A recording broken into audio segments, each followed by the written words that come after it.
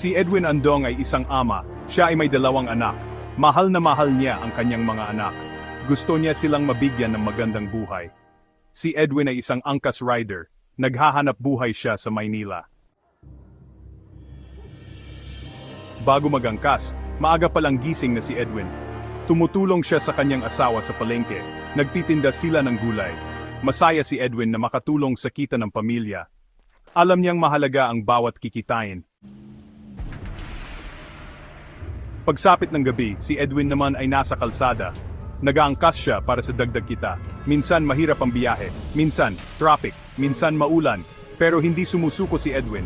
Gusto niyang makapagtapos ng pag-aaral ang kanyang mga anak. Maraming pagsubok sa buhay, pero si Edwin hindi napapagod. Siya ay masipag at matiyaga. Alam niya na ang lahat ng hirap ay may magandang bunga. Ang kanyang kwento ay isang inspirasyon. Ang sipag at tiyaga ang tunay na kayamanan.